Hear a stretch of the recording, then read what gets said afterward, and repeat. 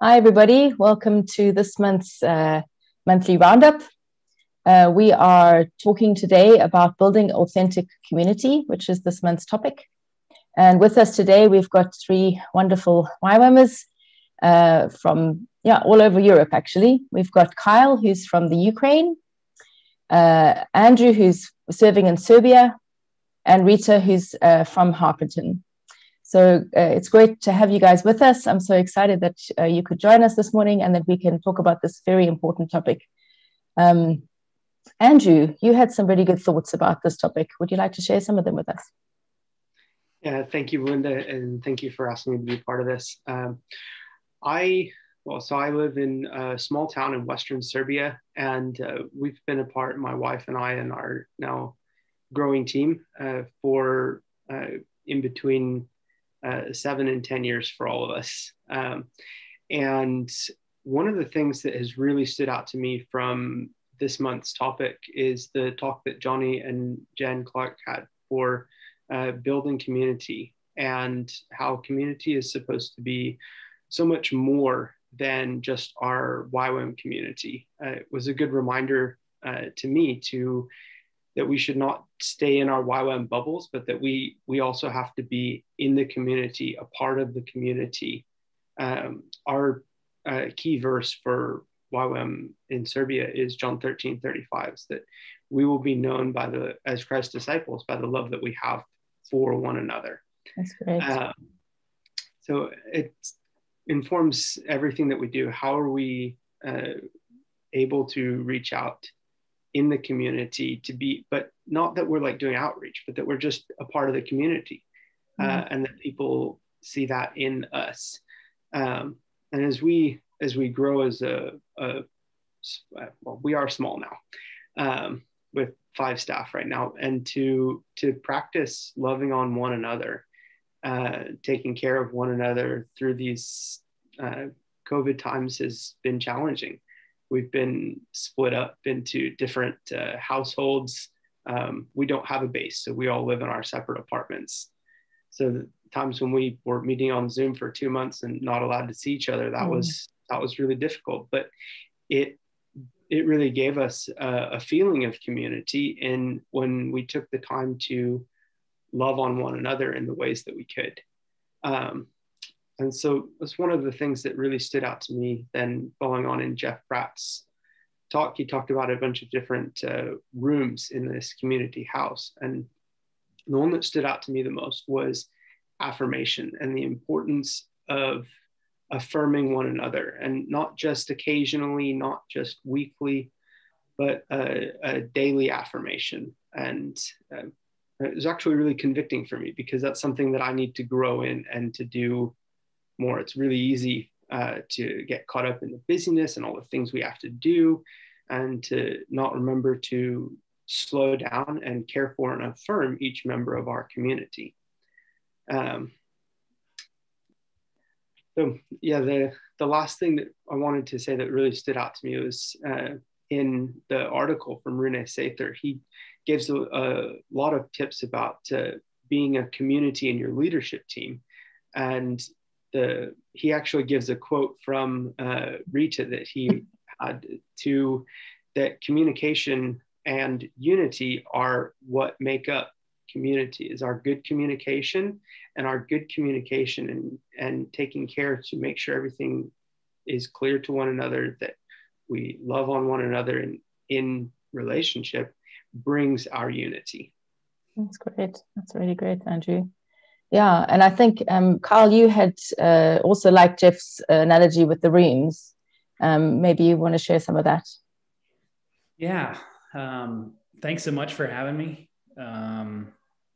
Yeah, it's great to be here. I'm really blessed to be here. So with community, building community, that's a core of my heart. When we stepped in 2010 for into YWAM Kyiv leadership, we were kind of spread out like what Andrew was, in the city. Everybody was kind of in their own apartments and stuff like that. And then in 2011, we moved to another property that had been bought many years ago. And then it became a very tight-knit community. We got closer, people started living here. And so kind of our elements changed. So that's been a good experience, overall, and of course challenging as well. But yeah, Jeff's teaching was really good. I love the analogy of the rooms.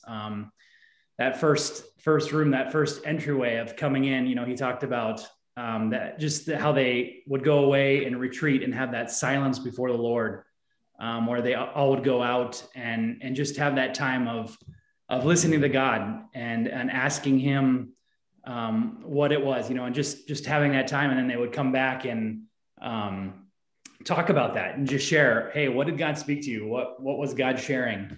And then that was kind of the entryway into the house. And then Andrew talked about the room of encouragement. And then the other one that I really loved, that I find close to my heart, is the room of commitment, confrontation, and what was the other one? Confession, maybe. Confession, yes, confession, commitment, and confrontation. And I think that's just so key as we're building community, is to have that openness. It's challenging, especially in a place like Eastern Europe, confronting one another, being vulnerable with one another it's a challenging thing in these kind of cultures. So, but I think it's so key. Rune actually also touched on that a bit. I know Andrew did. He talked about we're called to live lives of openness and brokenness. And I just think that's so key as well. It's good. Vulnerability, especially, and Rune touched more on this, in a leadership team, is so valuable because it builds trust. And I think in a community, when there's that kind of just openness and brokenness, hey man, I'm a human being. I have struggles. I have hard issues. I have things that God just needs to work on me, and I'm not perfect. I think that's so key. And I think more and more I'm seeing that in our base, our mission, our leadership team is seeing that with the young people that are coming in. This new generation, Gen Z, they love that. They don't want a leader. And this is it's very opposite to what Eastern European leadership has been, right? You need to be the perfect leader, solid, strong, no mistakes. You got to portray yourself that, even if you're dying on the inside, right? And so the new generation, they seem to want that brokenness. They want that humility. They want that person that says, hey, I'm going to lead you through that. I'm going to guide you and mentor you and challenge you and pioneer, champion you, even though I'm broken and I have issues and I have weaknesses. And I think that is such a key that Jeff touched on, and Rune in their article and in that talk about just that vulnerability, the brokenness, and just sensitivity towards one another in a community. And it's hard. It's not easy. You have people that don't want that. They're closed. They don't want to be open. But I see the value so strongly in that. And I think that's a very key thing that spoke to me as we build those kind of communities. And, and especially now with COVID, you've got a lot more emotional things coming out of that. A lot more triggers have been set. You're seeing, more of the real person coming out. Even for me, it's been challenging. There's been times where it's felt so lonely. Even though Ukraine's been pretty open, it's different. And so, I think Jose talked about that too. He talked about, he asked his staff one time, like, why are you here? You have to pay so much money to be in our community and, all those things. And I think he said most of them answered, well, because we feel protected. We feel that you champion us, that you are living with us and, you help us. And so I think that protection too is key. People need to feel protected, both physically and emotionally. And I think COVID now, this whole thing, people have really needed more, even emotional protection and emotional support during that time. So, man, a lot of good stuff. We have a lot of great speakers, a lot of great people in YWAM. I've learned so much from this time. So it's been great. Thank you so much for letting me share. And yeah, that's great. Thanks, Kyle. It was quite funny for me because I had decided to invite Rita before I even read Rune's article. So then for him to actually quote you in the calm and the unity was really cute. And I know you have some really good insights to share with us, Rita. Yeah, I think as a YWAMer, being 42 years on YWAM now, I've heard a lot about community. And but I was just thinking of this time and all that I've heard. you know, the golden thread that goes through community is that love and kindness and respect. And I had to learn to be a community. I will tell you a little story of when I was in Thailand. I worked with the medical team that went into the refugee camps every day. And I was home. So I'm kind of like the mother of the base. So they come home every evening and they're exhausted. And John Padden was our leader, and he came back with a filofax. We've never seen a filofax. This is the first one out. And so the leadership team, we all made filofaxes, you know, all the different sections. And at the back of mine, I decided I am going to put the whole team's names, and I made columns. And it's like Andrew said, we need to learn how to affirm and bless people. So I put everyone's names down, and then I write a date next to their name if I have done something special to them. That was a real learning experience for me to see, okay, am I fair? And that really helped me. Now I've learned more to depend on the Lord, to go, okay, Lord, who do I need to encourage today? I think because there's such a big value in affirmation and encouragement. But I was in YWAM Harpenden before I came here. And I just had a few months after coming back from the Olympic Games, and they didn't quite know what to do with me. So they gave me the title of the Community Life Coordinator. And I love doing that because for me, it is encouragement. But I realized very quickly, I cannot do it by myself. And I was praying and I asked the Lord, what do I do? And I was thinking of getting a big pizza and at the staff meeting, speak about community life, and maybe pass the pizza around and say, if you want to be part of community life, have a piece of pizza. But it wasn't practical. So I got a long French stick. But before I show it to you, and I put on like this, community life. And I thought I'll send the bread around and people can then take a piece. And then when I realized if they can see it, I need to see it too. So I typed it out. And as I was matching all the letters, right in the middle, 6 this side, 6 that side, is the I, and it's the I on my side too. And I realized community life begins with me. It doesn't, I cannot point the finger, I cannot expect anyone else to be community life. I'm the one that needs to reach out. I'm the one that have my ears open and say, how can I bring the community together? We have lots of people, like Claire said last week. Sometimes we're more in love with the word community than we actually want to do it. And because to be community really cost us something. It cost us our time, it cost us our finances, it cost us our privacy. But we do need to step out and do that. I think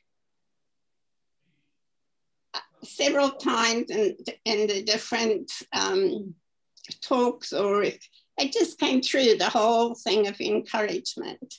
And we need to be encouragers so that we can be a community that can encourage others. And it's like Andrew said, it's a daily thing. If you practice it, it will come easily. And we hold it back so often because we think, what will people think? Or I didn't grow up this way. But we have Jesus, who's the biggest encourager. And if we listen to him, we can step out and be encouragers. This is kind of the golden thread for me that ties it all together. That's great, Rita. Thank you.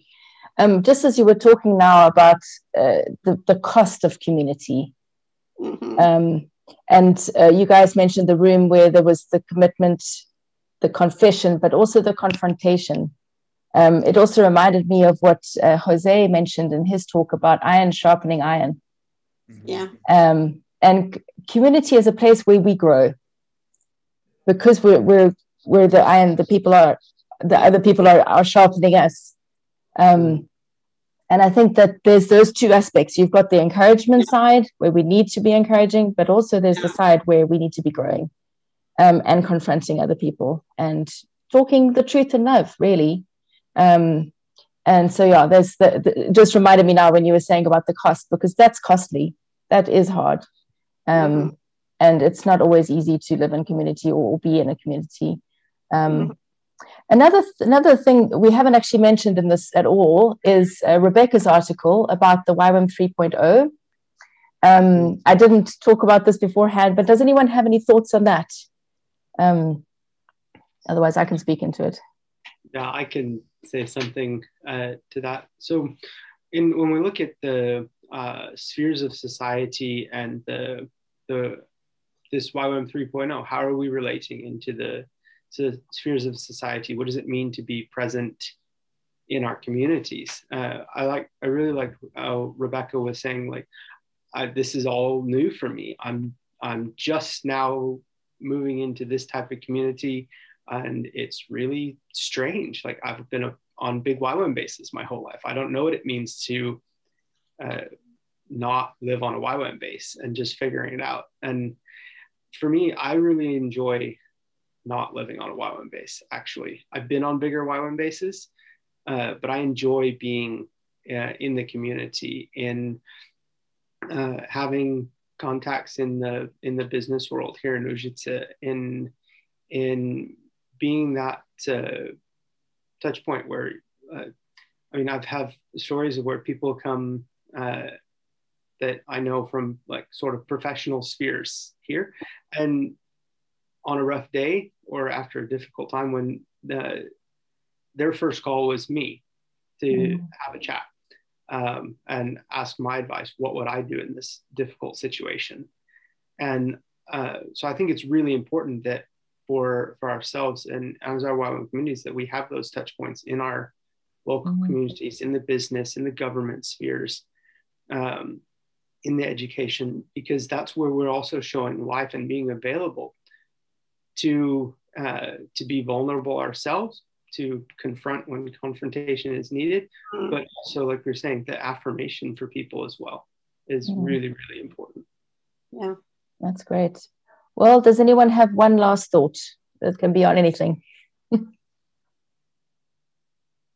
Yeah, I mean, I think what Rita was saying about the I in community was just fantastic. You know, it starts with us. And, you know, Rune touched about that in his article too. He said, you know, our communities are kind of forming our leadership, not the other way around, right? So leadership it's out of the community. So that really, I mean, that's a really key concept. Like, it starts with me. Even though I'm a base leader, it still does start with me. And our communities, they really shape our leadership. And so that's, I love that idea of the I in community. It's fantastic. It was a great illustration, and to start with I and to look at myself, you know, what am I doing to better my community or better those around me? You know, and that iron sharpening iron, Belinda, you touched on, it's very true. It's a balance of both, you know, affirming and saying, hey man, I think you need to work on this area. I love you, you know, let's work on this together, and, you know, those kind of things. So yeah, a lot of good things. Community, it's awesome. There's also tension, and I think it's good to have some tension. Yeah. You know, I think it's not a bad health factor, right? To have a little bit of tension in your communities. It's not bad. So it doesn't scare me. Of course, I don't want it completely that way, but if you have a good balance of affirmation and tension, and those kind of things, I think that's not a bad thing. So that's brilliant. Well, thank you, everybody. I've loved hearing all of you, and I think that we've really wrapped up and rounded up this month very well. I hope everyone out there has enjoyed this talk as much as I have. So bless you guys. See you. Bless you. Bless you. See you.